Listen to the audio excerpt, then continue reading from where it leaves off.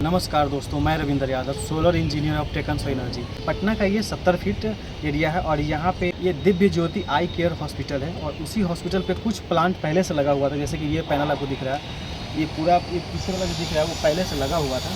उसी के साथ ये अलग प्लांट है, ये ऑन ग्रिड प्लांट है। लेकिन हम जो भी लगाने आए, जो अभी मेरा पैनल आप देख रहे हैं, ये सब हाइब्रिड प्लांट लगाए हैं। ये हमारा इंस्टॉलेशन है जो वहाँ से वहाँ तक पूरा दिख रहा है। ये पूरा हाइब्रिड प्लांट अभी हम लगाए हैं। यहाँ पे टोटल हमने 5 किलोवाट का सोलर प्लांट लगाया है, जिसमें सोलर मॉड्यूल है लूम सोलर का 550 वाट वाला, वही 60, और ये है 10 पीस, मतलब कि 5.5 किलोवाट हो गया। और इन्वर्टर अपना जो है फर्स्ट टाइम बिहार में हम लगा रहे हैं, क्या अल्ट्रा, जो सेल्फोनिक ने नया वाला इन्वर्टर निकाला है और वो सस्ता भी है। खास बात क्या है वो सारा कुछ बताएंगे इसमें। कि जो अल्ट्रा है उसमें पहला बात की जो जिस तरह से गैलेक्सी में जो डबल आउटपुट है, उस तरह से इसमें भी डबल आउटपुट है। जो बेनिफिट गैलेक्सी का मिल रहा था वही अल्ट्रा में भी मिलेगा, थोड़ा बहुत कम है, लेकिन अल्ट्रा और गैलेक्सी में बहुत कुछ समानांतर कर दिया है जो पहले अल्फ़ा में नहीं था। उस तरह का ये इन्वर्टर यहाँ लगा रहे हैं। और उसके साथ जो बैटरी हम यहाँ पे जोड़ रहे हैं, 4 बैटरी लेड एसिड में पहले से ये सोलर प्लांट लगा हुआ है। ये देखिए कैसे लगाया है। और ये वाडी का कुछ पैनल है, कुछ रेजॉन का है। ये पैनल्स लगा हुआ है सिंगल स्टैंड में। और ये सब तो पहले से पुराना कोई लगा के चला गया हो, किस तरह से लगाया है। उसके बाद हम लोग इस पे और ऐड करने हैं 5 किलोवाट हाइब्रिड प्लांट। तो ये तो ऑन ग्रिड प्लांट है। इसका वायरिंग देख रहे कैसा है, इसका डिज़ाइन किस तरह से। अगर ये चाहता तो यहीं पे एक लाइन से लगा सकता था और अच्छे से ढलाई कर सकता था। ढलाई कितना मोटा कर दिया देख रहे, पहले एकदम बेढप करके चला गया है। तो अनस्किल्ड आदमी से सोलर लगवाने का यही नतीजा होता है। और हम लोग जो करके देंगे वो भी आपको दिखलाएंगे। अभी हमारा यहाँ लगना शुरू हो जाएगा। यहाँ पे एक लाइन लगाएं, चूँकि जगह है ही नहीं, तो जो मेरे पास जगह बचा हुआ है उसी का यूटिलाइज करना है। तो एक लाइन यहाँ से यहाँ लगाएंगे सिंगल रो, और फिर यहाँ से यहाँ लगाएंगे सिंगल रो। चूँकि इसका छाया इसे भी नहीं पड़ना चाहिए। तो ये सारा कुछ देखते हुए हम लोग यहाँ पे डिज़ाइन कर रहे हैं और उसका इंस्टॉलेशन आपको करके दिखलाएंगे। अब स्ट्रक्चर हमने लगा लिया है, उस पर सोलर भी एक रो हमने पिछला वाला लगा लिया है। और इसमें देख रहे हैं कि पिछला वाला जो सोलर लगा हुआ है, जो पहले से लगा हुआ था, उस पर अब इसका छाया नहीं पड़ेगा। उस सब का ध्यान रखते हुए हमने लगा लिया है। और लैटिट्यूड एंगल का भी ध्यान रखा है, मतलब एंगल भी प्रॉपर दिया है। और ये अगला स्टैंड है, ये स्टैंड डिजाइन हो गया और इसमें हम लोग सोलर लगाने जा रहे हैं। और यहाँ भी हमने ध्यान रखा है कि साइड वाला जो एरिया है वो उसमें थोड़ा गैप रहे, ताकि साफ सफाई के लिए आदमी जा सके और प्लस इसका छाया भी उस पर ना पड़े। तो इन सारी बातों को ध्यान में रखते हुए हमने यहाँ पूरा इंस्टॉल कर लिया है। और यहाँ पे ये जो लंबा सा लाइटिंग रेजिस्टर दिख रहा है, इसी का कनेक्शन हमने एक अर्थिंग से किया है और सबको अच्छे से प्रॉपर्ली टाइट करते जा रहे हैं। और इन सभी का कनेक्शन जो यहाँ है, ये पहले जो इन्वर्टर लगा उसी के बाजू में डीसी से होकर लेके जाएंगे, ठीक है। और इसके सामने वो पानी टंकी था तो वो भी पार नहीं कर रहा था, उसका छाया भी इसमें नहीं आए। तो इस सबको ध्यान में रखते हुए हमने यहाँ पे पूरा इंस्टॉलेशन बढ़िया से कर लिया। अब इस पर बस सोलर लगाएंगे, इसका फिर वायरिंग करेंगे, ठीक है। और इसके स्पेसिफिकेशन की बात करें तो ये पूरा 5 किलोवाट में है, जैसा पहले अल्फा आता था। और ये 48 वोल्ट में है। इसका जो VOC रेंज दिया है 120 से 500 वोल्ट है। और MPPT रेंज भी 120 से 500 है। तो इसमें सोलर पैनल लगा सकते हैं, मतलब 6500 वाट का लगा सकते हैं। मतलब जैसे हम लोग गैलेक्सी 6G में लगाते हैं। IS भी 12 एम्पियर है। एक नोट में मतलब डबल MPPT है। और ये ऑफ ग्रिड में कैसे काम करेगा, ऑन ग्रिड में कैसे काम करेगा, ये सारा कुछ इसमें दिया हुआ है। तो अगर ये ऑन ग्रिड में काम करेगा तो ये 5 किलोवाट का बैटरी से क्या करेगा, डिस्चार्जिंग ले सकता है। और कितना एम्पियर तक जा सकता है, 110 एम्पियर। इसका भी आउटपुट पावर फैक्टर कितना है, मात्र 0.8 है। ये मैक्सिमम 25 एम्पियर से चार्ज कर सकता है। इसका चार्जिंग जिसमें सेट किया है मैक्सिमम 25 एम्पियर है। अब यहाँ आउटपुट की बात करते हैं, मतलब इस पर कितना लोड चला सकते हैं, कितना एम्पियर का लोड डाल सकते हैं इसमें, तो वह 22 एम्पियर का इसमें हम लोड डाल सकते हैं। 5 किलोवाट का इसमें लोड चला सकते हैं। और ये जो लोड फ्लक्चुएशन जो होता है, कि अगर हम कहते हैं कोई अगर मोटर चालू किए तो थोड़ा सेकंड के लिए, लगभग 10 सेकंड के लिए कितना किलोवाट का लोड सस्टेन कर सकता है, तो 10 किलोवाट का लोड ये सस्टेन कर सकता है। मतलब पीक जो आउटपुट पावर है वो कितना है, 10 किलोवाट है। ये 10 सेकंड के लिए 10 किलोवाट का लोड सस्टेन कर सकता है। और कितना एम्पियर, तो 35 एम्पियर तक। ओके, मतलब बढ़िया। ये समझिए कि गैलेक्सी 6G है उसी की तरह है, बस ये है कि ये 2 साल वारंटी में आता है और कुछ नहीं है। चलिए ठीक है, अब थोड़ा प्लग के दिखाइए।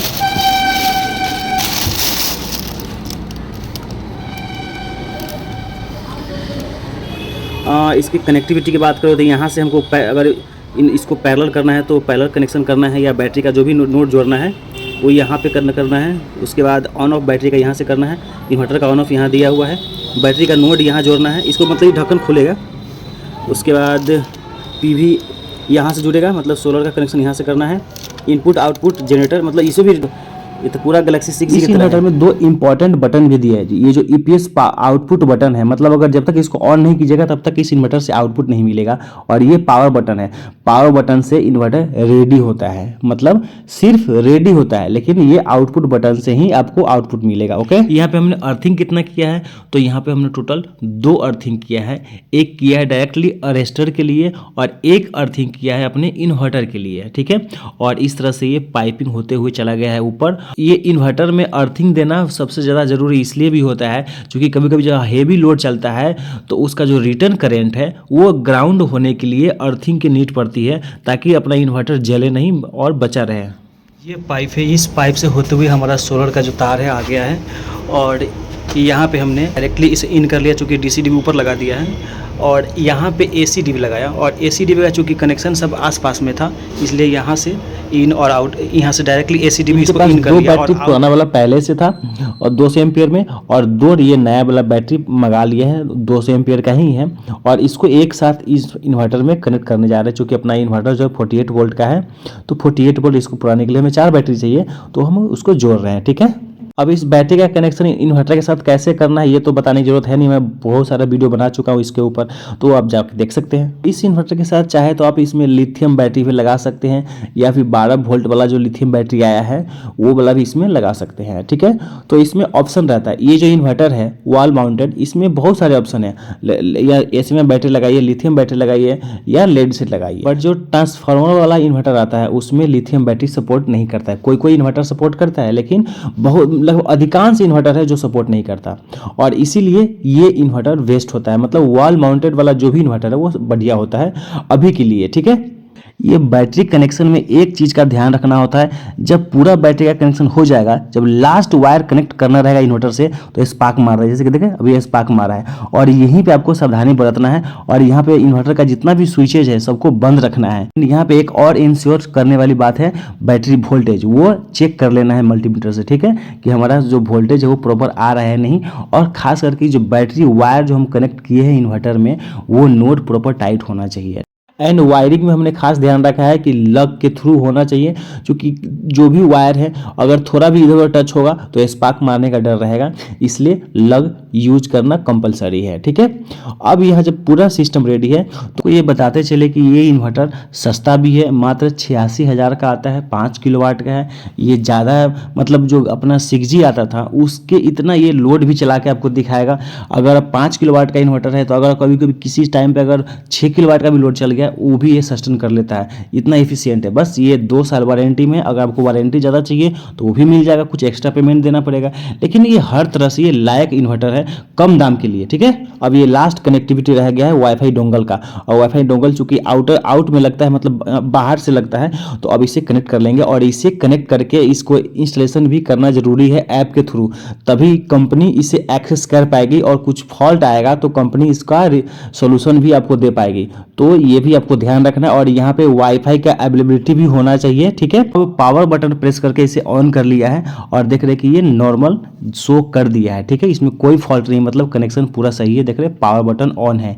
बट ईपीएस हमने अभी ऑन नहीं किया, क्योंकि जब तक हमें लोड नहीं डालना है, ठीक है, जब लोड का वायरिंग अभी कुछ बाकी है इसलिए, और जब पूरा कंप्लीट हो जाएगा तो इसे भी ऑन कर लेंगे।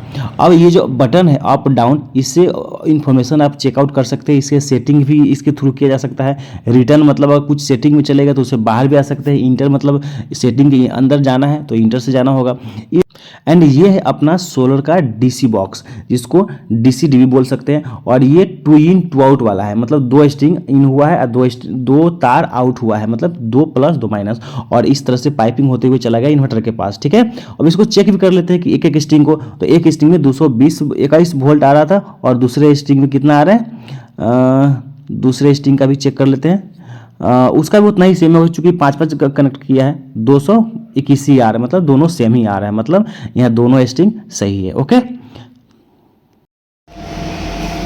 सर, इस बॉक्स में आउटपुट जोड़ा है, यहाँ से जो इस मीटर से जो तार आया वो यहाँ से इनपुट गया है, ठीक है, ये वाला तार से। और ये वाला येलो वाला है, फिर यहाँ से आगे है। और ये AC/DB हो गया, DC/DB तो ऊपर लग गया है। इसके पैरामीटर टेस्ट करने तो इस पर अप या डाउन पर टच करना है कुछ भी। और अभी ये देख पा रहे हैं कि बैटरी कितना % चार्ज है, बैटरी को चार्ज कर रहा है और ग्रिड से लोड को चला रहा है। ठीक है, मतलब अभी 7 किलोवाट का लोड चल रहा है। 6.9, बाप रे, इतना ज़्यादा लोड चला दिए, बाप रे, सब लोड इसी पे जोड़ दिए क्या? तो 6.9 किलोवाट का लोड। 7 किलोवाट हो गया। इन्वर्टर लिख रहा है 6.5 किलोवाट। नहीं 5 किलोवाट का इन्वर्टर है, बाप रे। और इसे अप डाउन से करके यहाँ पे चेक कर सकते हैं कि किसका क्या पैरामीटर है। अभी 16 0 दिखा रहे हैं, ये कनेक्शन दिखा रहा है कि कौन से कहाँ से कौन जुड़ा हुआ है। ठीक है, इसे अप डाउन से चेक करना है। अगर कोई फॉल्ट आएगा तो यहाँ पे जल जाएगा, ये ब्लिंक करेगा फॉल्ट। तो ये डोंगल नंबर, अभी नेट कनेक्ट है, पूरा ऐप से जोड़ करके दे दिया है। ये डोंगल नंबर और ये इन्वर्टर का सीरियल नंबर बस देना है। वैसे मैंने कंपनी में सब रजिस्टर करा दिया है, आपको ज़्यादा कुछ करना नहीं पड़ेगा। अब ये देख लीजिए, आपका 7.5 किलोवाट का लोड चल रहा है और 8 किलोवाट 9 किलो ऊपर से ले रहा है बैटरी चार्ज करने के साथ साथ।